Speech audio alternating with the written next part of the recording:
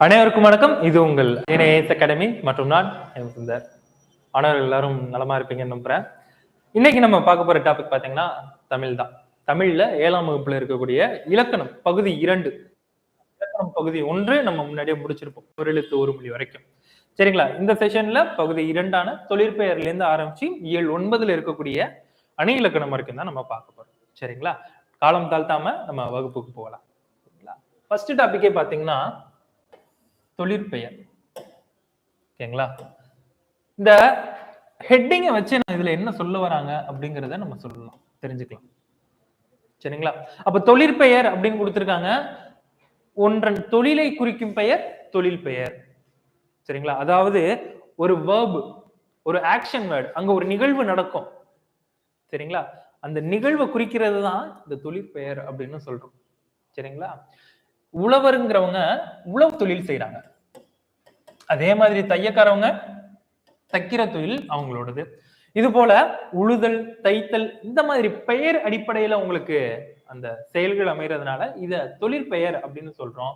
இந்த தொழிற்பெயரானது எண், இடம், காலம், பால், இந்த 4த்தையும் காட்டாது. நல்ல ஞாபகம் வச்சுக்கணும். காட்டாது. எண், இடம், காலம், பால் ஆகியவற்றை காட்டாது. படற்கை இடத்துல மட்டும்தான் வரும். அது என்ன படற்கை இடம்? இடம் எத்தனை வகைப்படும்? இடம் 3 வகைப்படும். என்னென்ன? தன்மை, முன்னிலை, படற்கை. தன்மை, முன்னிலை, படற்கை. தன்மைனா என்ன? பர்சன். முன்னிலைனா செகண்ட் பர்சன். படற்கைனா தேர்ட் பர்சன். ரைட்டா? அப்போ இந்த தொழிற்பெயரானது எங்க வருதா? படற்கையில மட்டும்தான் வருது. அதாவது தேர்ட் பர்சன்ல மட்டும்தான் வருது. இங்க கவனிங்க. உழவருங்கிறது ஃபர்ஸ்ட் பர்சனா, செகண்ட் பர்சனா, தேர்ட் பர்சனா? Third person. ஏன்னா தன்மைங்கிறது நான், முன்னிலைங்கிறது எதிரில் இருக்கிறவங்க, படற்கைங்கிறது நாங்க 2 பேருமே கிடையாது, காமனா ஒரு ஆளை சொல்றது. சரிங்களா? அதனால தொழிற்பெயருங்கிறது இதுல பார்த்தாலே தெரியுது. உழவருங்கிறது படற்கை, அவங்க செய்யக்கூடிய செயலை குறிக்குது. அதே மாதிரி தையல்காரர், இதுவும் படற்கை தான், அவங்க செய்யக்கூடிய செயலான தைத்தலை குறிக்குது. அதுதான் ஒரு செயல் அல்லது வினை, ரெண்டுமே ஒண்ணுதான். செயல் இல்லாட்டி வினைனாலுமே ஒண்ணுதான். அதை குறிக்குது இல்ல, அதுதான் தொழிற்பெயர். இது எதெல்லாம் காட்டாது? எண், இடம், காலம், பால், இது காட்டாது. படற்கை இடத்துல மட்டும்தான் வரும் அப்படிங்கிறாங்க. கவனிங்க. படித்தல், ஆடல், நட்பு, எழுதுதல், பொருத்தல். சரிங்களா? படித்தல், ஆடல், நடிப்பு, எழுதுதல், பொருத்தல், இது எல்லாமே தொழிற்பெயருக்கான எடுத்துக்காட்டுகள் அப்படிங்கிறாங்க. பெரும்பாலும் இந்த இடத்துல ஒரு சின்ன ஷார்ட்கட். பெரும்பாலும் தொழிற்பெயர் நமக்கு கேட்கறது தல் இல்லாட்டி அல் விகுதியில முடிஞ்சிடும், நமக்கு கேட்கக்கூடியது. ஆனா தொழிற்பெயரின் விகுதிகள் பார்த்தோம்னா 12ல இருந்து 16 விகுதிகள் இருக்கு. 12ல இருந்து 16 விகுதிகள் இருக்கு. ஆனா நமக்கு கேட்கக்கூடியது பெரும்பாலும் 95% தல் இல்லாட்டி அல் விகுதியில முடிஞ்சிடும். சரிங்களா? இங்க கவனிங்களா. தல் விகுதினா என்னன்னு தெரியணும். இது பகுதி, அது விகுதி. ஒரு வார்த்தை இருக்கு, அதாவது ஒரு சொல் இருக்கு. சொல்லினுடைய முதற் பகுதியானது பகுதின்னு சொல்லுவோம், சொல்லினுடைய இறுதியானது விகுதின்னு சொல்லுவோம். அதுதான் இது தல் விகுதி. சரிங்க? அல்லுன்னு வரும் கடைசியில முடிக்கிறப்போ. சரிங்களா? நடிப்பு, எழுதுதல், பொருத்தல்.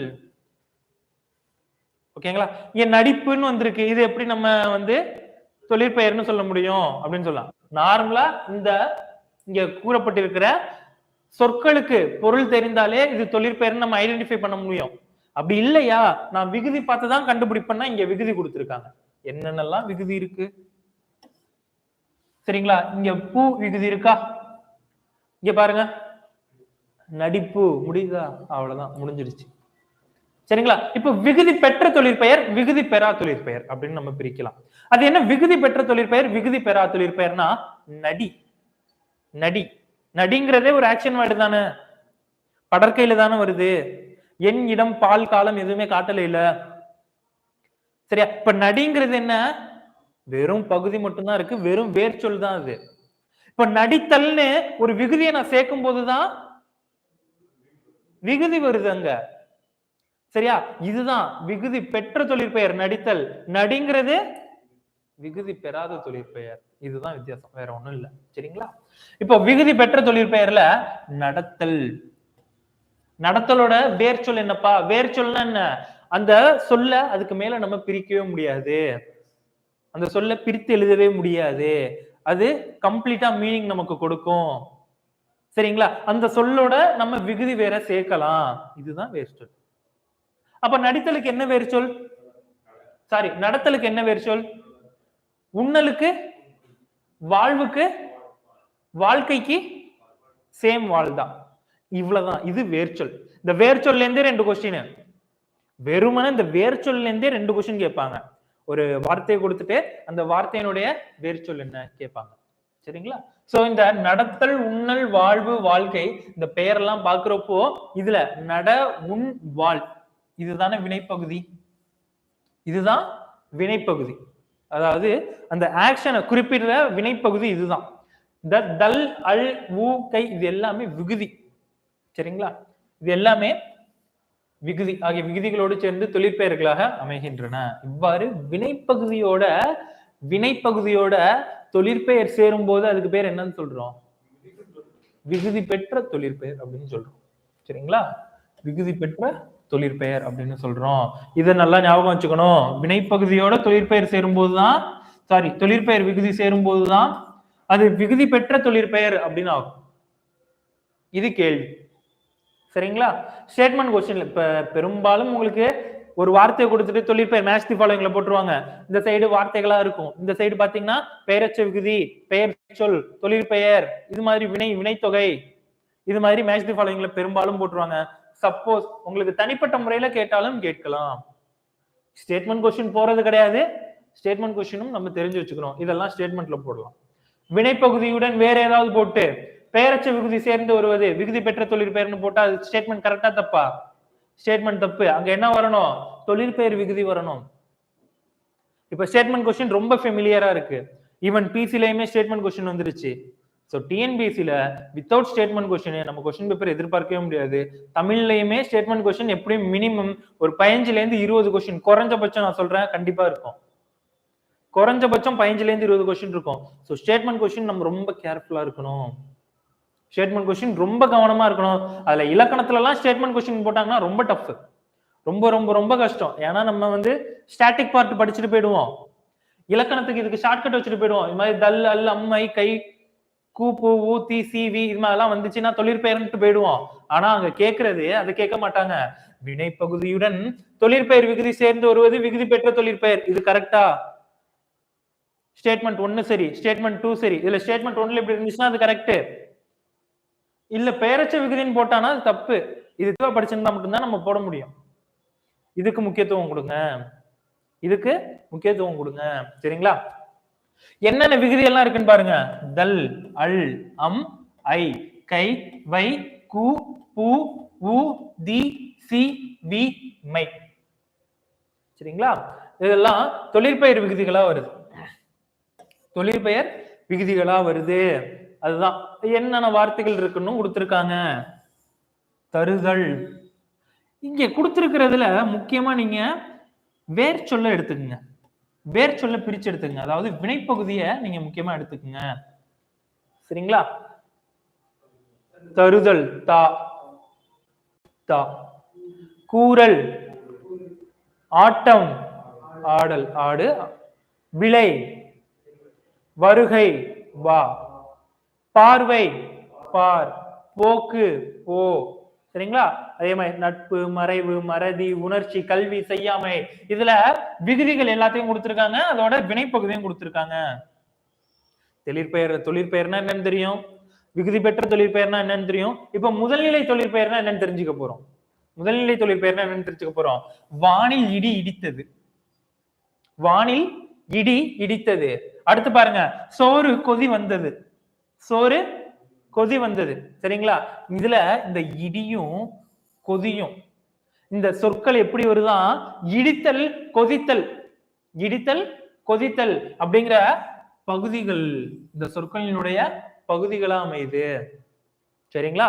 இடித்தல், கொதித்தல் அந்த சொற்களினுடைய பகுதிகளா அமையுது. இடி, கொதி. நம்ம மேல பார்த்தோம்ல, விகுதி பெற்ற தொழிற்பெயர், இது விகுதி பெறா தொழிற்பெயர், அவ்வளவுதான். இந்த வேர்ச்சொல் மட்டும் இருக்கும்.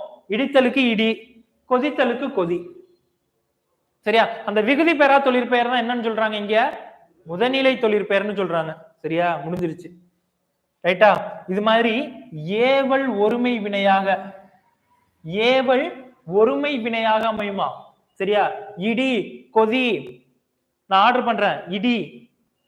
சரியா? இடிங்கிறது நான் ஆர்டர் பண்றேன், ஏவல். ஒருத்தர்கிட்ட தான் சொல்றேன், ஒருமை. அப்ப இடிங்கிறது வினை, அங்க ஒரு செயல் நடக்குது.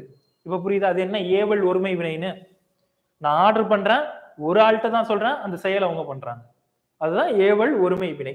வினையாக அமையும் வினைச்சொற்களின் பகுதி என்னன்னு சொல்றாங்க, முதல்நிலை. முதல்நிலை அதாவது விகுதி பெறா தொழிற்பெயர். கிளா சொல்லணும்னா விகுதி பெறா தொழிற்பெயர், முதல்நிலை தொழிற்பெயர். விகுதி பெற்ற தொழிற்பெயர் நம்ம மேல பார்த்தது. சரிங்களா?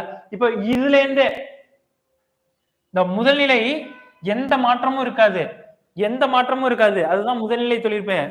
இதுலயே மாறுபாடு அமைஞ்சதுன்னா, மாறுபாடு அமைஞ்சதுன்னா அது என்ன, முதல்நிலை திரிந்த தொழிற்பெயர். முதல்நிலை திரிந்த தொழிற்பெயர். இப்ப அதுதான் பார்க்க போறோம்.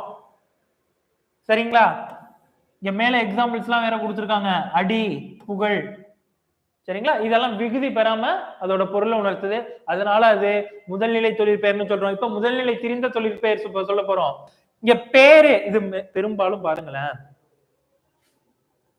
இங்க நெடில் எழுத்து தான் இருக்கும், நெடில் எழுத்து தான் இருக்கும். இது அப்படியே குறில் எழுத்தா மாத்திரீங்கன்னா உங்களுக்கு புரியும். பெருங்கிறது பேருனா இருக்கும். பெருங்கிறது நார்மல் தொழிற்பெயர், முதல்நிலை தொழிற்பெயர். அந்த முதல்நிலை தொழிற்பெயரான பெருங்கிறது பேருன்னு தெரிந்திருக்கீங்க, நெடில் எழுத்து நீண்டு ஒழிச்சிருக்கு. அடுத்து பாருங்க, உணவின் சூடு குறையவில்லை. சுடு, சுடுங்கிறதும் தொழிற்பெயர் தான். சுடுவானது சூடு அப்படின்னா இருக்கு. ரைட்டா?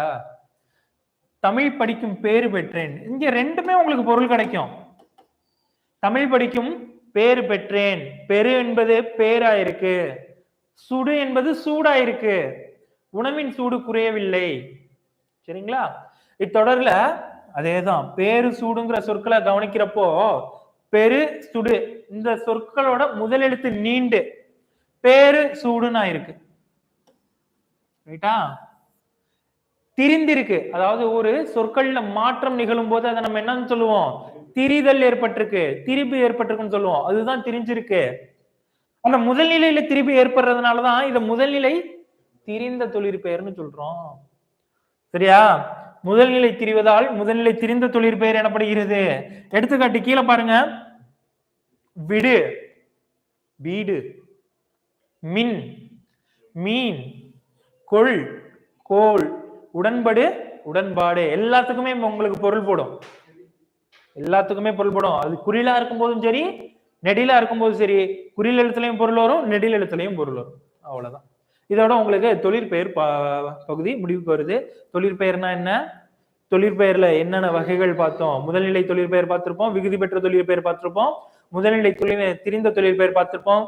இப்ப தொழிற்பெயருங்கிறப்போ ஒரு தொழிலை குறிப்பது தொழிற்பெயருங்கிறோம். என்னென்ன காட்டாது, எண், இடம், பால், காலம், இது எல்லாத்தையும் காட்டாது.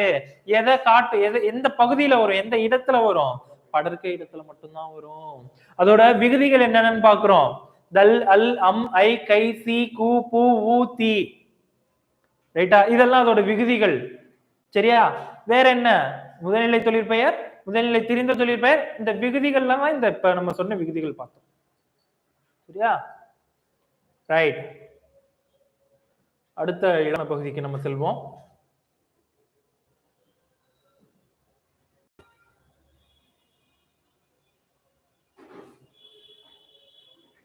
அணி இலக்கணம். சரிங்களா? இப்போ அணிங்கிறது என்ன,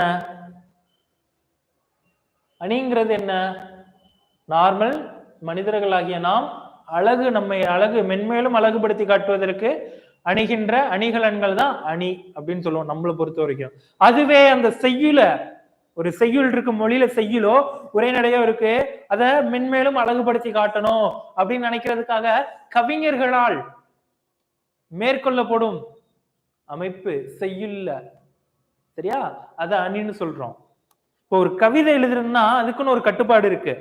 அதுக்குதான் யாப்பிலக்கணம்னு தனி சப்ஜெக்டே இருக்கு.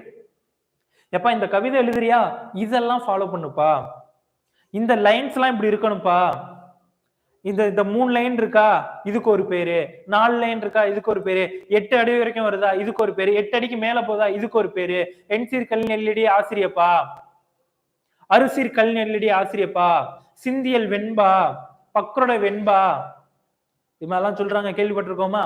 அதுதான் வெண்பா, ஆசிரியப்பா, வஞ்சிப்பா, கலிப்பா, இதெல்லாம் செய்யுள்ல வரக்கூடிய ஓசைகள்னு நம்ம சொல்லுவோம். சரிங்களா? திருக்குறளானது என்ன வகையை சார்ந்தது? வெண்பா வகையை சார்ந்தது. சரிங்களா? சரி, இது மாதிரிதான் இந்த செய்யுளை அழகுபடுத்தணுங்கிறதுக்காக சொல்லக்கூடியதுதான் இந்த அணி இலக்கணம் அப்படின்னு பாக்குறோம். அணிங்கிற சொல்லுக்கு என்னப்பா பொருள்? இது கேள்விப்பா. அணிங்கிற சொல்லுக்கு அழகு அப்படிங்கிறது பொருள். சரியா? ஒரு செய்யுள சொல்லாலும் பொருளாலும் அழகு பெற செய்கிறாங்கல்ல, சொல்லாலும் அதுல பயன்படுத்தக்கூடிய சொல்லாலும் அதுல அந்த சொல்லுக்கு வரக்கூடிய பொருளாலும் அது அழகுபடுத்தப்படும். இதுதான் அணின்னு சொல்றாங்க. இததான் அணின்னு சொல்றாங்க. இப்போ இந்த அணி டாபிக்ல நம்ம பார்க்க போறது உவமை அணி, அதுக்கப்புறம் எடுத்துக்காட்டு உவமை அணி, வேற அது மட்டும் இல்லாம இல்பொருள் உவமை அணி, இந்த 3மே நம்ம பார்க்க போறோம். அது என்ன உவமை அணி? அது என்ன உவமை அணி? கம்பாரிசன், வேற ஒண்ணும் இல்ல. உவமை அணிங்கிறது கம்பேர் பண்ணுவாங்க.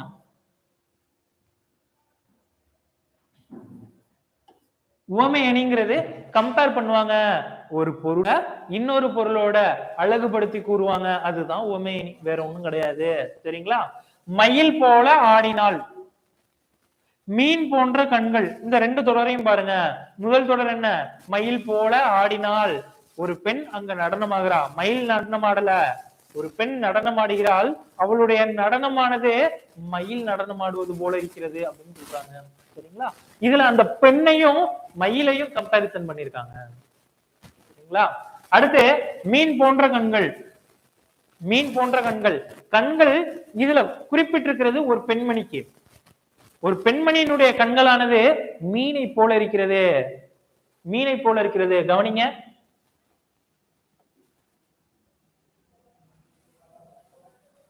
இததான் மீன் போன்ற கண்கள்னு சொல்றாங்க. ரைட்டா? இததான் மீன் போன்ற கண்கள்னு சொல்றாங்க. அந்த அளவுக்கு அழகா இருக்கு, அததான் வர்ணிக்கிறாங்க. அந்த கண்ணுதான் நம்ம நார்மலா பார்த்தோம்னா கண்ணுன்னு தான் சொல்லுவோம். இதுவே ஒரு கவிஞனுக்கு அது எப்படி தெரியுது? மீன் போல இருக்கு அப்படிங்கிறான். மீன் போல அப்படிங்கிருக்கான். இது எப்படி இருக்கான்? வானவில் போல இருக்குதான் சொல்றாங்களே கவிஞர்கள், சிறப்பிச்சு சொல்லுவாங்கல்ல, இமை இமை வந்து ஆஹா என்னப்பா வானவில் மாதிரி இருக்கு, என்ன கண்ணு வந்து மீன் மாதிரி இருக்கு, உன்னுடைய வேணா சரி இது போதும். ரைட். இப்ப மயில் போல ஆடினால் மீன் போன்ற கண்கள், இதெல்லாம் பார்த்தோம்ல, இதெல்லாம் பாக்குறோம். அதுதான் ஒரு பொருளை இன்னொரு பொருளோட கம்பேர் பண்ணி சொல்றாங்க. சரிங்களா? அதுதான் நம்ம மேல சொன்னதுதான் இங்க சொல்லியிருப்பாங்க. சரிங்களா? நடனமாடும் பெண்மணியோட மயிலையும் அவங்களோட கண்ணை மீனோட ஒப்பிட்டு இருப்பாங்க. அதாவது ஒப்பிடுறது கம்பாரிசன் தான். உவமை அணினா கம்பாரிசன் மட்டும்தான். சரிங்களா? ஒப்பிட்டு கூறப்படும் பொருளை உவமை அல்லது உவமானம், நல்லா கவனிச்சுக்கணும், வார்த்தையை கவனிச்சுக்கணும். உவமை அல்லது 2 பேரும் உண்டு. உவமைன்னு சொல்லுவாங்க, உவமானம்னு சொல்லுவாங்க. நம்ம ஃபெமிலியரா இருக்கிறது உவமையோட மட்டும்தான். கேள்வியில ஓமானம்னு கொடுத்துட்டானா முடிஞ்சு போச்சு. ஓமானமா நமக்கு தெரியாது அப்படின்லாம் நினைக்க கூடாது. ஓமைனாலும் ஓமானம்னாலும் ஒண்ணுதான். சரிங்களா? ஓமைனாலும் ஓமானம்னாலும் ஒண்ணுதான். சரிங்களா? இதுல இந்த ஓமையினால் ஓமையை கூறி சொல்ல விளக்குறாங்கல்ல, அவங்க கூற வரதை விளக்குறாங்கல்ல. நடனமாடுறது பெண்மணி தான், நடனமாடுறது பெண்மணி தான். ஆனா நம்ம என்ன சொல்றோம்? எப்ப மயில் போல ஆடுறாப்பா, மயில முன்னிறுத்துறோம்ல கொண்டு வந்து, அதுதானே உவமைன்னு சொல்றோம். அந்த உவமையை சொல்லிதானே நம்ம என்ன சொல்லு பொருளுக்கு வரோமோ அதை சொல்றோம். ரைட்டா? உவமையினால் கூறப்படும் பொருள், அதற்கு பேர் என்ன சொல்றாங்க? உவமேயம்னு சொல்லுவாங்க. இதை நல்லா தயவு செஞ்சு இதை ஞாபகம் வச்சுக்கோங்க. ஸ்டேட்மெண்ட்ல போட்டாங்கன்னா கண்டிப்பா இதை மட்டும் தான் போடுவாங்க. வேணா வேற எதுவுமே கிடையாது இந்த இடத்துல ஸ்டேட்மெண்ட் போடுறதுக்கு. அப்படியே உல்டா போடுவாங்க. ஒப்பிட்டு கூறப்படும் பொருளை உவமேயம் என்றும், உவமையால் விளக்கப்படும் பொருளை உவமை உவமானம் என்றும் போட்டாங்கன்னா ஸ்டேட்மெண்ட் ரெண்டும் ரைட்டா தப்பா? ரெண்டுமே தப்பு. அப்படியே உள்டா அடிச்சு வச்சிருப்பாங்க. ஒப்பிட்டு கூறப்படும் பொருளை உவமானம் அல்லது உவமைன்னு சொல்லுவோம். சரியா? அது மாதிரி உவமையால் விளக்கப்படும் பொருளை உவமேயம்னு சொல்லுவோம். அவ்வளவுதான், முடிஞ்சிருச்சு. ஏன்னா இதுல ஒண்ணும் கிடையாது. உவமைனா நார்மலா எல்லாருக்கும் படிச்சவங்களுக்கு தெரிஞ்சிடும் இதுதான் உவமைன்னு. ஆனா ஸ்டேட்மெண்ட் போடும்போது மாட்டுவாங்க. எது உவமை, எது உவமானம், எது உவமேயம்னு தெரியாது. சரிங்களா? இதுதான் இதுல ரொம்ப முக்கியமானதுன்னா இந்த 2 வரி தான். கம்பேர் பண்றத உவமை உவமை ஓமானம் அப்படின்னு போடுறாங்க. சரியா? இது மாதிரி உவமையால் விளக்கப்படும் பொருள், அதாவது அந்த முதற் பொருள், அந்த பெண்மணியை என்னன்னு சொல்றாங்க? உவமேயம் அப்படின்னு சொல்றாங்க. சரியா? இதுல இந்த போல, போன்ற இதெல்லாம் உவம உறுப்புகள் ஆகும். உவம உறுப்புகள் ஆகும். எப்படி நம்ம அங்க விகுதி பார்த்தோம்ல, அது மாதிரி இந்த இடத்துல உவம உறுப்புன்னு பார்ப்போம். போல, போன்ற, அன்ன, ஒப்ப, மான, உரள, இது மாதிரி நிறைய போகும். அதுல நம்ம அடிக்கடி பயன்படுத்தக்கூடியது இந்த போல மற்றும் போன்ற இந்த 2 இதுதான். சரிங்களா? அகழ்வாரை தாங்கும் நிலம் போல தம்மை இகழ்வார் பொறுத்தல் தலை, கீழே கொடுத்திருக்காங்களா? இதுல எங்க போல இருக்கு? இருக்கா? இதெல்லாம் ஆண்டாண்டு காலமா கேட்கக்கூடிய ஒரு திருக்குறள். ஓமையணிக்கு எடுத்துக்காட்டு இல்ல. இந்த குறளை போட்டுருவாங்க. அகழ்வாரை தாங்கும் நிலம் போல தம்மை இகழ்வார் பொறுத்தல் தலை. இக்குறளில் பயின்று வந்துள்ள அணியை கூறுக.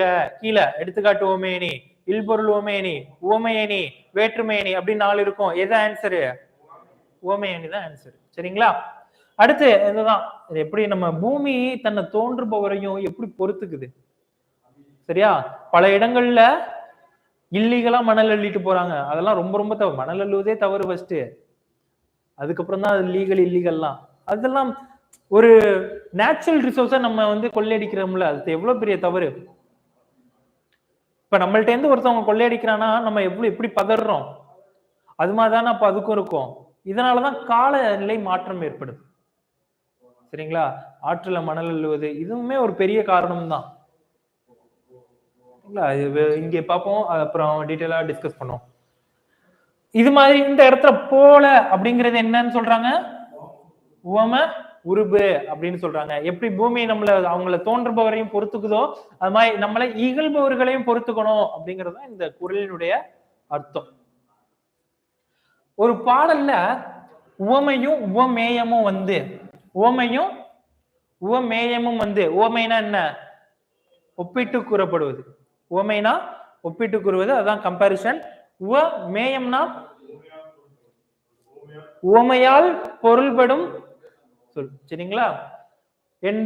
உவம உருபு வெளிப்படையா நிக்கணும். போல அப்படிங்கிறது வெளிப்படையா நிக்கணும். வந்தால் அது உவமை அணி எனப்படும்.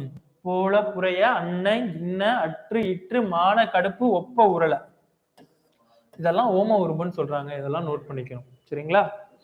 அடுத்து எடுத்துக்காட்டு ஓம அணி பாருங்க.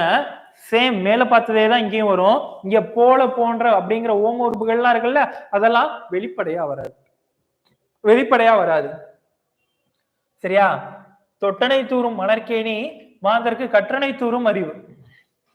தொட்டனை தூரும் மணற்கேணி மாந்தருக்கு கற்றனை தூரும் அறிவு என்ன சொல்லியிருக்காங்கன்னா, மணற்கேணியில எப்படி நம்ம தோண்ட தோண்ட தோண்ட தோண்ட தண்ணி வருதோ அதுக்கேத்த மாதிரிதான் படித்தவர்களுக்கு அறிவு இருக்கும். படித்தவர்கள் எந்த அளவுக்கு ஊன்றி படிக்கிறார்களோ அந்த அளவுக்கு அவர்களினுடைய அறிவு பெருக்கமானது அமையும் அப்படிங்கிறாங்க. சரிங்களா? என்ன இங்க எப்படி நம்ம மணற்கேணியில தண்ணி எடுக்கிறோமோ, மணற்கேணியில நிலத்தை தோண்டி தண்ணி எடுக்கிறோமோ அதை கேட்டது போல் இங்க படிப்பவர்களுடைய அறிவு பெருக்கமானது அமையுங்கிறாங்க.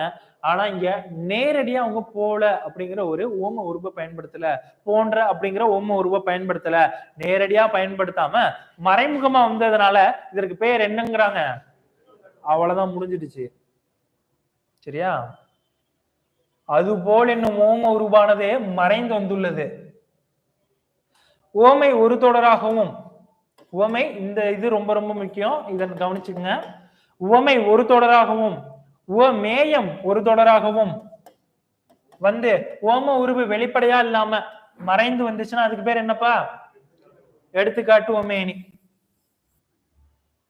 ரைட்டா? அங்க எப்படி பார்த்தோம்? டிஃபரன்ஸ் வந்து அவ்வளவுதான், முடிஞ்சிடுச்சு. கம்பேரிசன் போடுறது எதை கம்பேரிசன் போடுறோம்? சரியா? ஒரு ஹியூமனோட எந்த பொருளை கம்பேரிசன் போடுறோம்? அது உவமை. அந்த ஹியூமன் வந்து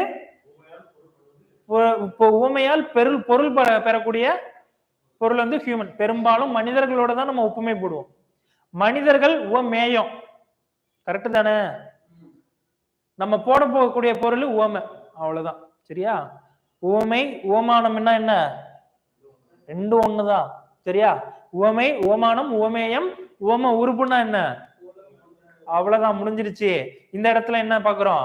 ஃபர்ஸ்ட் ஸ்டேட்மெண்ட் உவமையா இருக்கும், செகண்ட் ஸ்டேட்மெண்ட் உவமேயம் இருக்கும். என்ன இருக்காது இங்க? அவ்வளவுதான். அடுத்து இல்பொருள் உவமையணி பாருங்களேன். ஒரு மேட்ரே கிடையாது, இல்லாத மேட்ரு இருக்குன்னு சொன்னா எப்படி இருக்கும்? அதுதான் இல்பொருள் உவமையணி. சரியா? எடுத்துக்காட்டுக்கு கொம்பு முளைத்த குதிரை போல. கொம்பு முளைத்த குதிரை போல. குதிரைக்கு எங்கேயாவது கொம்பு முளைக்குமா? முளைக்காது இல்ல. இந்த ஃபேண்டசி ஸ்டோரிஸ்ல ஆனா இருக்கும். ஃபேண்டசி ஸ்டோரிஸ்ல எல்லாம் இந்த சிண்ட்ரலா ஸ்டோரி இந்த மாதிரி இதுல எல்லாம் குதிரைக்கு கொம்பு முளைச்சிருக்கும். அதுக்கு பேர் ஒண்ணு சொல்லுவாங்க, மறந்து போச்சு, நல்ல பேரு. என்ன பேரு? யூனிகார்ன். Unicorn unicorn right. அதுல காட்டுவாங்க அந்த குதிரைக்கு கொம்பு முளைச்ச மாதிரி. பட் ஆனா லைவ்ல கிடையாது. இந்த மம்மூத்னு ஒரு எலிஃபென்ட் இருக்கும், யானை, பெரிய தந்தங்களோட ஆஜானுபாகுவா, எப்படி சொல்றது, அது ஒரு விசித்திரமா இருக்கும். அதெல்லாம் இருந்துச்சான்னு தெரியல. பட் ஆனா நம்ம பார்த்து பழகினது அப்படி பார்த்திருப்போம், நமக்கு காட்டுனது அப்படி இருக்கும். இதெல்லாம் இருந்திருக்காது, மோஸ்ட்லி கிடையாது. இதுதான் இல்பொருள் உவமையணி. இல்ல ஆனா இருக்குன்னு காட்டுறாங்கல்ல, இதுதான் இல்பொருள் உவமையணி. சரியா? கவனிங்க. மாலை வெயிலில் மலைத்தூறல் எப்படி இருந்துச்சா? பொன்மலை பொழிந்தது போல, பொன்மலை பொழிந்தது போல தோன்றிருக்கு அப்படிங்கிறாங்க. பொன்மலை பொழியுமா எங்கேயாவது? பொன்மலைனா அந்த மாலை நேரத்துல அந்த மலை துளியானது பொன் போல இருந்திருக்கு, தங்கத்தை போல இருந்திருக்கு அப்படின்னு சொல்றாங்க. அது மாதிரி வருமா? வராது. காலை கொம்பு முளைத்த குதிரை போல பாய்ந்தது. காலை கொம்பு முளைத்த குதிரை போல பாய்ந்தது இருக்குமா எங்கேயாவது? கிடையாது. அதுதான் ஒரு விஷயத்த இன்னொரு விஷயத்தோட கம்பேரிசன். அதே தான் இங்கேயும் பண்றாங்க. மாலை வெயிலில் மலைத்தூரல், மலைத்தூரலை பொன்மலையோட கம்பேர் பண்றாங்க. இங்க காளைய கொம்பு முளைத்த குதிரையோட கம்பேர் பண்றாங்க. ரெண்டுத்திலையும் கம்பேர் பண்றாங்க, ஆனா இல்லாத ஒன்னோட கம்பேர் பண்றாங்க. அதனாலதான் இல் பொருள் உவமையணி. இதற்கு இது உவமையா வந்திருக்கு, இதற்கு இது ஓமையா வந்திருக்கு. சாரி, இதற்கு இது ஓமையா வந்திருக்கு, இதற்கு இது ஓமையா வந்திருக்கு. ஆனா எப்படி வந்திருக்கு? இல்லாத பொருள் ஓமையா வந்திருக்கு. அதனால இது இல் பொருள் ஓமையணி. சரியா? பொன்மலை பொழிந்தது போல் கொம்பு முளைத்த குதிரை போலுங்கிறது ஓமைகளா வந்திருந்தா இதெல்லாம் உலகத்துல கிடையாது. இல்லாத ஒண்ணு சொன்னதுனால இது இல் பொருள் ஓமையணி. சரிங்க? இதோட அணி டாபிக் உங்களுக்கு நிறைவடையுது. மீண்டும் பார்த்தோம்னா இரண்டாவது அணி உருவக அணி இதுல நம்ம பார்க்க போறோம். ஏகதேச உருவக அணி வேற பார்க்க போறோம். அது மட்டும் இல்லாம இந்த ரெண்டுத்தை மட்டும் தான் இந்த டாபிக்ல பார்க்க போறோம். சரிங்களா? அது என்ன உருவக அணி, ஏகதேச உருவக அணி? நமக்கு பெரும்பாலும் ஒரு டவுட் இருந்துகிட்டே இருக்கும். உவமைனா என்ன, உவமானம்னா என்ன, உவமேயம்னா என்ன, உவம உருபுன்னா என்ன, உருவகம்னா என்ன? சீரியஸா சொல்றேன், நல்லா டீடைல்டா படிச்சவங்களுக்கே இந்த ஒரு கன்ஃபியூஷன் இருந்துகிட்டே இருக்கும் எப்பவுமே. ஏன்னா எல்லாமே உவனே வந்துகிட்டு கிடக்கும், எல்லாமே நியர்லி ஈக்குவலா இருக்கும், கண்டென்ட்டுமே ஈக்குவல் கண்டென்ட்டா இருக்கும். ஸோ இதுல தெளிவா நம்ம கான்சன்ட்ரேட் பண்ணி படிக்கணும், தெளிவா கான்சன்ட்ரேட் பண்ணி படிக்கணும். சரிங்களா? அடுத்து பாருங்க, உருவக அணி, உருவக அணி. சரியா? ஒரு பொருளை சொல்றதுக்கு, ஒரு பொருளை எக்ஸ்பிளைன் பண்றதுக்கு வேற ஒரு பொருளை ஓமையா சொல்றோம்ல, ஓமையா சொல்றோம்ல, அதுக்கு பேர் என்னன்னு சொன்னோம்? உவமை அணின்னு சொன்னோம். உவமை அணின்னு சொன்னோமா? இப்போ உவமை வேறப்பா, உவமை வேற, அந்த உவமையால் உவமிக்கப்படும் பொருள் வேற அப்படின்னு ரெண்டுமே இல்லாம, உவமை வேற, உவமையால் கூறக்கூடிய பொருள் வேற அப்படின்னு தனித்தனியா நான் பிரிச்சு காட்டாம ரெண்டுத்தையும் சேர்க்கிறேன். ரெண்டுத்தையும் சேர்த்தனா அதுக்கு பேர் உருவகம். அவ்வளவுதான், முடிஞ்சிருச்சு. நான் ரெண்டுத்தையும் பிரிச்சனா அது உவமை. இப்படி ஒண்ணு இருக்கு, இதோட நான் கம்பேர் பண்ணி சொல்றேன். அப்படி சொன்னா அது உவமை. இது ரெண்டும் தனித்தனி இல்ல, ரெண்டும் ஒண்ணுதான் சேர்த்தனா அது உருவகம். சரிங்களா? ரெண்டும் ஒன்றே என்பது தோன்றும்படி கூறுவது உருவக அணியாகும். சரியா? இதுல உவமைக்கப்படும் பொருள் முன்னும் உவமை பின்னுமாக அமையும். அங்க எப்படி பார்த்தோம்? உவமை ஃபர்ஸ்ட் வரும், உவமை ஃபர்ஸ்ட் வரும், உவமைக்கப்படக்கூடிய பொருளானது இரண்டாவதா வரும். இங்க உவமைக்கப்படக்கூடிய பொருளானது முதல்ல வரும், உவமை இரண்டாவதா வரும். உவமை இரண்டாவதா வரும். தேன் போன்ற தமிழ், தேன் போன்ற தமிழ் அப்படிங்கிறது உவமை. எப்படி இத நார்மலா நம்ம இப்படியுமே எடுத்துக்கலாமா? போல, போன்ற, அன்ன, ஒப்ப, புரைய இதெல்லாம் வந்து ஓம உருபுகள்னு பாக்குறோம், வெளிப்படையா வந்திருக்கு. அதனால இது பச்சையா தெரியும். இந்த போன்றவை தூக்கிடுங்க. அப்ப எப்படி வரும்? தமிழ் தேன் அப்படின்னு வரும், தமிழ் தேன் அப்படின்னு வரும். ரைட்டா? தமிழ் தேன் அப்படின்னு வரும். அப்போ நம்ம சொன்ன மாதிரி ஃபர்ஸ்ட் என்ன வந்திருக்கு? மேயம் வரும், ரெண்டாவது ஓமை வரும். அவ்வளவுதான். தமிழாகிய தேன் அப்படிங்கிற பொருளை எது கொடுக்குதுன்னா தமிழ் தேன் கொடுக்குது. உவமேயம் உவமை. இப்படி வந்துச்சுன்னா அது உருவகம். உவமை வந்து முதல்லையும் உவமேயம் இரண்டாவதும் வந்துச்சுன்னா அது உவமை. அவ்வளவுதான், முடிஞ்சிருச்சு. அதுல தனித்தனியா நிற்கும், உவமை தனியாவும் உவமேயம் தனியாவும் நிற்கும். இங்க சேர்ந்தே நிற்கும். சேர்ந்து நிற்கும் போது உவமேயம் முதல்லையும் உவமை இரண்டாவதாகவும் வரும். சரிங்களா?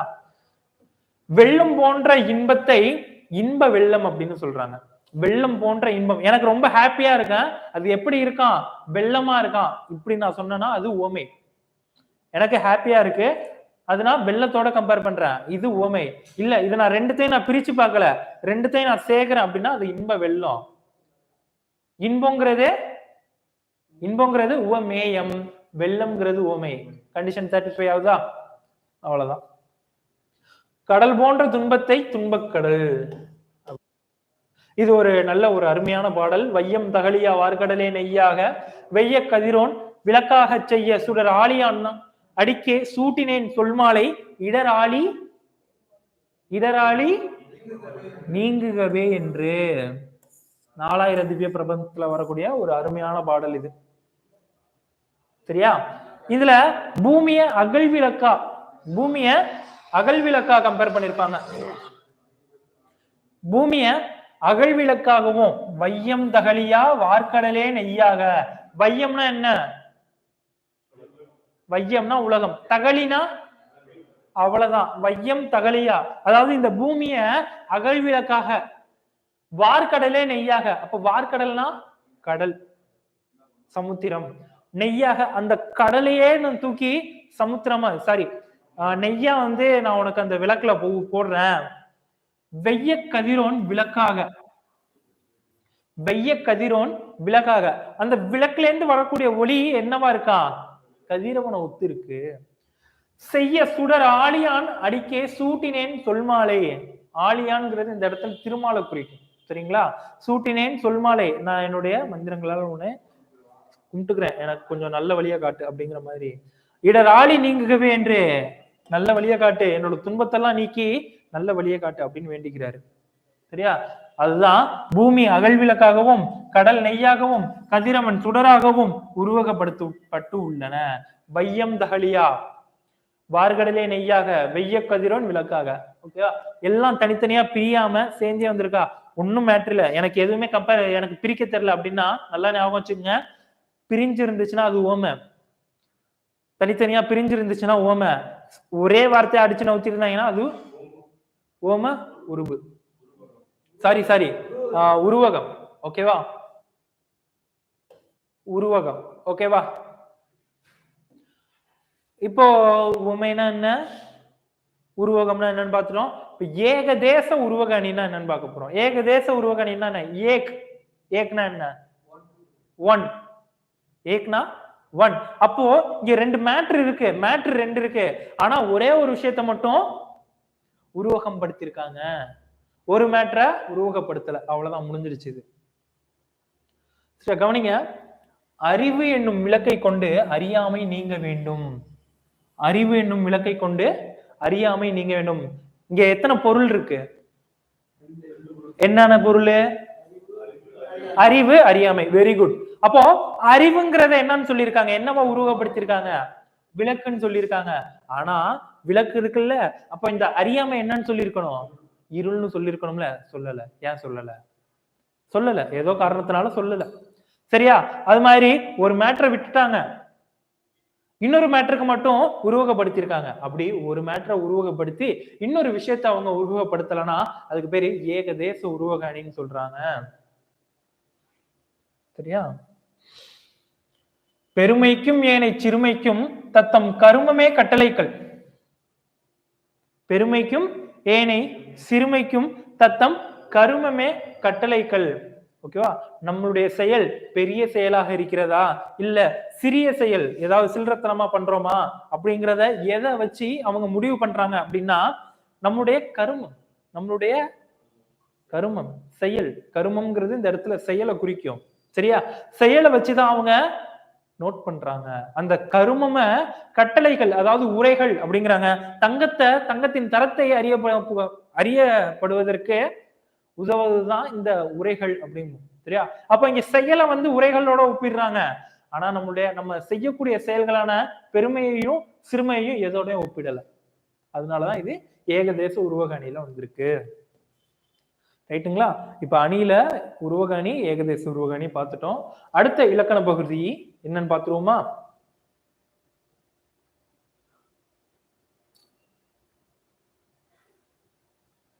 ஆகு பெயர். என்ன பெயர்?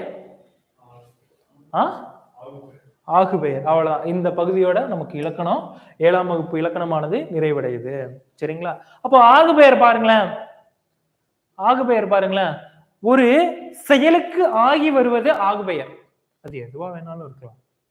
ஒன்றனுக்கு ஆகி வருவது இதுக்காக தானே இப்படின்னு சொல்லி அந்த பொருளுக்கு குறிப்பிட்டு சொல்லி அதற்காகவே ஆகி வருவதுதான் ஆகி பெயர். அது பல டைப்ஸ் இருக்கு. அதுல அந்த டைப்ஸ் என்னங்கிறதையுமே நம்ம பார்த்துருவோம். ஓகேவா? எடுத்துக்காட்டோட இதை தொடங்கி இருக்காங்க. தோட்டத்தில் மேயுது வெள்ளை பசு. தோட்டத்தில் மேயுது வெள்ளை பசு. இதுல வெள்ளைங்கிறது என்ன? வெள்ளைங்கிறது நிறம். அந்த வெள்ளைங்கிறது வெண்மை அப்படிங்கிற நிறப்பொருள்ல தருகிறது. இது இயல்பாவே வருதா? இயல்பாவே வருதா? இயல்பான பெயர் சொல் தான் இது. சரியா? வீட்டுக்கு வெள்ளை அடித்தான். சரியா? அதேதான் இந்த இடத்துல. ஆனா வெள்ளை என்பது வெண்மை நிறத்தை குறிக்காம எதை குறிக்குதா? அந்த வெண்மை நிறத்துல இருக்கக்கூடிய சுண்ணாம்பை குறிக்குதான். சரியா? இப்ப சுண்ணாம்புக்காக தான் இங்க ஆகி வந்திருக்கு. அந்த இடத்துல நார்மலாவே கவ்வோட கலரு ஒயிட். அந்த நிறப்பொருளுக்கு ஆகி வந்திருக்கு பெயர் சொல்ல. இங்க அந்த நிறத்தை டைரக்டா குறிக்காம வெள்ளை கலர்ல என்ன இருக்கு? சுண்ணாம்பு இருக்கு. வீட்டுக்கு சுண்ணாம்பு அடிக்கிறாங்க, அது வெள்ளை கலர்ல இருக்கு. நார்மலா வீட்டுக்கு சுண்ணாம்பு அடிக்கிறாங்கன்னு தானே சொல்லுவோம். இப்போ அது நார்மலா கிலோ இப்போ காலகட்டத்துல வெள்ளை அடிக்கிறாங்க அப்படின்னு சொல்லிடுறோம். அந்த வெள்ளையை எதை குறிக்குது? சுண்ணாம்பு தான் குறிக்குது. அப்ப அங்க சுண்ணாம்புக்கு இந்த வெள்ளையானது ஆகி வர்றதுனால ஆகு பெயர். அவ்வளவுதான், முடிஞ்சிருச்சு. இது மாதிரி எந்தெந்த பொருளுக்கு ஆகி வருதோ அது ஆகு பெயர் என அழைக்கப்படும். அடுத்து பாருங்க, இது என்னென்ன டைப்ல எல்லாம் இருக்கு? 6 டைப்ல இருக்கு. அது என்னென்ன? பொருளாகு பெயர், இடமாகு பெயர், காலமாகு பெயர், சினையாகு பெயர், பண்பாகு பெயர், தொழிலாகு பெயர். பொருளாகு பெயர், இடமாகு பெயர், காலமாகு பெயர், சினையாகு பெயர், பண்பாகு பெயர், தொழிலாகு பெயர். பொருள், இடம், காலம், சினை, பண்பு, தொழில் மறக்க கூடாது. சரிங்களா? இது ஒன்னொன்னுத்தையும் நம்ம பார்த்துருவோம். பொருள் ஆகு பெயர். எடுத்துக்காட்டு பாருங்க, மல்லிகை சூடினால் அப்படின்னு போட்டிருக்காங்க. நீங்க நல்லா ஒரு இடத்துல 2 இடத்துல கான்சென்ட்ரேட் பண்ணணும். பொருளாகு பெயருக்கும் சினையாகு பெயருக்கும் நல்ல ஒரு முக்கியத்துவம் கொடுக்கணும். ஏன்னா ரெண்டுமே ஒன்னாதான் இருக்கும். ஒரு சின்ன ஒரு ட்விஸ்ட் தான் இருக்கும். ரைட்டா? மல்லிகை சூடினால் அப்படிங்கிறோம். மல்லிகைங்கிறது பூவின் பெயரா கொடியின் பெயரா? மல்லிகை என்பது கொடியின் பெயர் தான். மல்லிகைங்கிறது கொடியின் பெயர் தான். கொடிதான முதற் பொருள். இங்க அதுல இருந்து ஒரு பார்ட் தானே பூ. அதுல இருந்து ஒரு பார்ட் தானே பூ. நம்ம அந்த கொடியை வந்து நம்ம தலையில வைக்கிறது இல்ல, அதுல இருக்கக்கூடிய பார்ட் ஆன அந்த பூவை தான் தலையில வைக்கிறோம். சரியா? ஆனா மெயின் மேட்ரு எது? மெயின் மேட்ரு பூ தான் நம்ம இங்க வைக்கிறோம். அதுக்கு எந்த பேர் வச்சிருக்கோம்? மல்லிகைன்னு வச்சிருக்கோம். அந்த கொடியினோட பேர் தான் இங்க வச்சிருக்கோம். இப்ப புரியுதா? மெயின் கண்டென்ட் அங்க கொடிக்கு, நம்ம வைக்கிறது பூ, ஒரு பகுதி தான் வைக்கிறோம். அந்த பகுதிக்கு மெயினான கண்டென்ட்டோட பேரையே வச்சிருக்கோம். அதுதான் இங்க பொருளாகும் பேர். நிறைய 99% இதை இன்னைய வரைக்கும் குழப்பிக்கிட்டு இருக்கோம். 99% இது இந்த பொருளாகு பெயருக்கும் சினவையாக பெயருக்குமே அது நம்ம கன்ஃபியூஷன் வந்துடும். இயல்புதான் அது. ஏன்னா ரெண்டுமே ஒரே மாதிரி இருக்கும். லேசா ஒரு விஷயம், இதுதான் விஷயம். இந்த விஷயத்துல தெளிவா இருந்தோம்னா இதை நம்ம குழப்பிக்க மாட்டோம். சரிங்களா? ஒரு பார்ட்டுக்கு மெயின் கண்டென்ட்டோட பேர் வச்சோம்னா அது பொருளாகு பெயர். மெயின் கண்டென்ட்டோட பேரை வச்சோம்னா அது பொருளாகு பெயர். மெயின் கண்டென்ட்டுக்கு ஒரு பார்ட்டோட பெயரை வச்சோம்னா சினையாக பெயர். இது சினை தானே. தலை, கரம், சிரம் இதெல்லாமே ஒரு சினை பெயர் தானே. அதுதான் ஞாபகம் வச்சுக்கோங்க. இப்ப நம்ம சினையாக பெயர் பார்க்கும்போது டீட்டெயில்டா பார்ப்போம். இது மாதிரி மல்லிகை சொன்னார். மல்லிகை என்னும் ஒரு முழு பொருளின் பெயர். மல்லிகை கொடி அதாவது. சரியா? அத ஒரு உறுப்பு தானே, அது ஒரு பார்ட் தானே அந்த மல்லிகை பூங்கிறது. அந்த உறுப்பை குறிக்குது நம்ம யூஸ் பண்றதுனால. அதனாலதான் அந்த சினை உறுப்புக்கு ஆகி வருவதால் பொருளாகு பெயர் எனப்படும். இதெல்லாம் ஞாபகம் வச்சுக்காதீங்க. இதை மட்டும் கண்டென்ட் மட்டும் ஞாபகம் வச்சுங்க. ஒரு மாதிரி ஒழட்டி விட்டுருப்பாங்க இங்க. சரியா? கண்டென்ட் ஞாபகம் இருக்குல்ல? நம்ம யூஸ் பண்றது ஒரு பார்ட். அந்த பார்ட்டுக்கு மெயின் கண்டென்ட்டோட பேர் வச்சா அது பொருளாகு பெயர். நம்ம யூஸ் பண்றது மெயின் கண்டென்ட், அதுக்கு பார்ட்டோட பேர் வச்சா சினையாக பெயர். கையெல்லாம் நமக்கு பார்ட் தானே, அதுதான் இடவாகு பெயர். அடுத்து இடவாகு பெயர்னா இது நார்மல், ஒரு இடத்தை குறிக்கும். தமிழ்நாடு, சென்னை, திருவாரூர். ரைட்டா? சடுகுடு போட்டியில் தமிழ்நாடு வெற்றி பெற்றது. வந்துட்டா? யாரு வெற்றி பெற்றா? அதுல ஆறுனா அந்த பிளேயர்ஸ் தான் வெற்றி பெற்றிருப்பாங்க. 7 பேர் ஆடி இருப்பாங்கல்ல, 7 பேர் தானே, 7 பேர் ஆடி இருப்பாங்க. அந்த 7 பேர் தானே வெற்றி பெற்றது. ஆனா யார் எந்த டீம்னு வரப்போ இந்த அணி, இந்த நாட்டை சேர்ந்தவங்க, இந்த இடத்தை சேர்ந்தவங்கன்னு வர்றதுனால இது இடத்துக்கு ஆகி வருதா, அதனால இதை இடவாகு பெயர்ன்றோம். சரிங்களா? காலவாகு பெயர் டிசம்பர் சூடினாள். டிசம்பருங்கிற எப்பா சூடினாள்னு வந்திருக்குன்ட்டு வேற எங்கேயாவது போயிடாதீங்க. ஃபர்ஸ்ட் இது என்னன்னு பாக்கணும். பேரு டிசம்பர், அது ஒரு மலர விட்டுருங்க. அதுதான், அதுக்குதான் போகாதீங்கிற, மலர விட்டுருங்க. டிசம்பருங்கிறது என்ன மாதம்? டிசம்பர்ல தானே இப்ப இருக்கும். டிசம்பர் சூடினால். சரிங்களா? மாதத்தை தான் ஃபர்ஸ்ட் குறிக்குது. அது பூலாம் 2ஆம் பட்சம் தான். பேர் என்ன வச்சிருக்காங்க? டிசம்பர். டிசம்பருங்கிறது ஒரு மாதத்தை குறிக்குது. ஆமா, அந்த மாதத்துல பூக்கக்கூடியதுதான் அந்த பூ. அதனாலதான் அந்த பேரை வச்சாங்க. டிசம்பருங்கிறது, டிசம்பர் சூடினாலுங்கிறது பூ. அந்த பூவானது டிசம்பர் மாசத்துல மட்டும்தான் பூக்கும். ஓகேவா? ரைட். அடுத்து சினையாக பெயர். தலைக்கு ஒரு பழங்கொடு. தலைக்கு ஒரு பழங்கொடு. இல்ல தலைங்கிறது ஹியூமன், அதாவது நபரை குறிக்குது. நபருங்கிறது தான் மெயின் கண்டென்ட். தலைங்கிறது அதோட பகுதி தான். தலைங்கிறது ஒரு பகுதி தான். நம்ம அங்க என்ன பார்த்தோம்? பொருளாகு பெயர்ல மல்லிகை சூடினால என்னன்னு சொன்னோம்?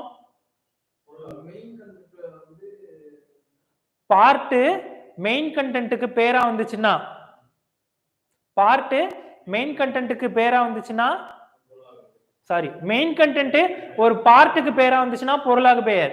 இங்க ஒரு பார்ட் மெயின் கண்டென்ட்டுக்கு வந்துச்சுன்னா அது சினையாக பெயர். ஒரு பார்ட் தானே தலைங்கிறது.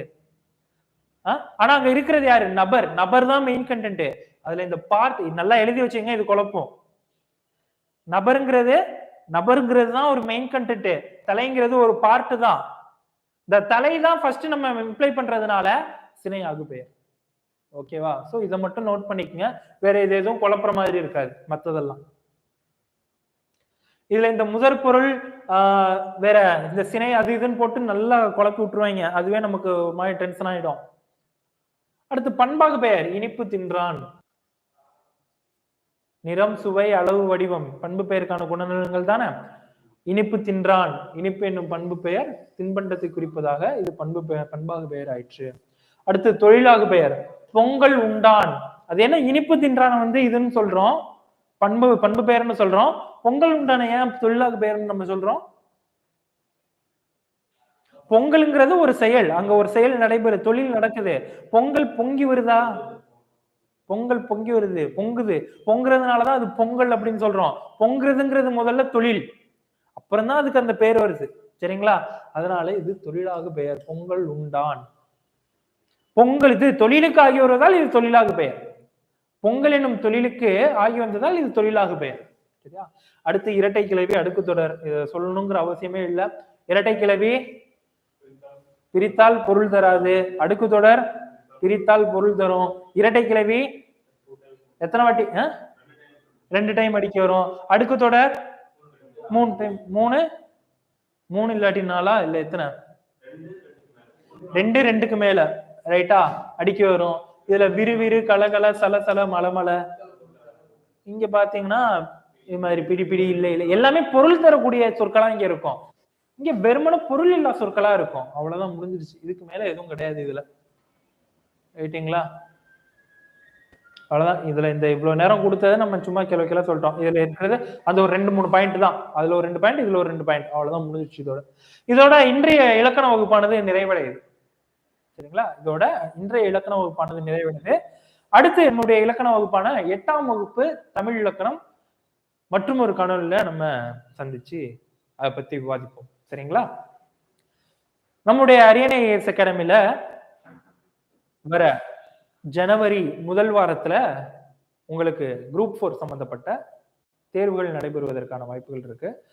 அது பற்றின தகவல்கள் உங்களுக்கு தெரியணும்னா இந்த வீடியோக்கு கீழே லிங்க் உங்களுக்கு கொடுத்திருப்பாங்க, வாட்ஸ்அப் லிங்க். அந்த லிங்கை பயன்படுத்தி நம்முடைய வாட்ஸ்அப் குழுல இணைஞ்சுக்குங்க. அதே மாதிரி நம்மளுடைய டெலிகிராம் குழுல இணைஞ்சுக்குங்க. என்னென்ன அப்டேட்ஸ் நமக்கு கொடுத்துக்கிட்டு இருக்காங்கிறத பாருங்க. ஏன்னா காரணம் என்னன்னா டிஎன்பிஎஸ்சில இருந்து ஆனுவல் பிளானர் வந்துருச்சு. இனிமேல் மாணவர்களாகிய நாம் கண்ணும் கருத்துமாக படிக்கணும். சரிங்களா? ஏன்னா 6 மாதம் உங்களுக்கு சாலிடா அங்க டைம் இருக்கு. இந்த 6 மாதம் எனக்கு டிஎன்பிஎஸ்சினா என்னன்னே தெரியல, நான் இனிமேல் தான் படிக்க போறேன் அப்படின்னாலுமே இந்த 6 மாசம் போதும், கன்ஃபார்மா போதும். ஓகேங்களா? சோ இணைந்து பயன்பெறுங்க. என்னென்ன அப்டேட்ஸ் சொல்றாங்கிறத பாத்துக்குங்க. சரிங்களா? சரி, மேலும் தகவலோட மற்றொரு காணொலியில வந்து சந்திக்கிறேன். நன்றி, வணக்கம்.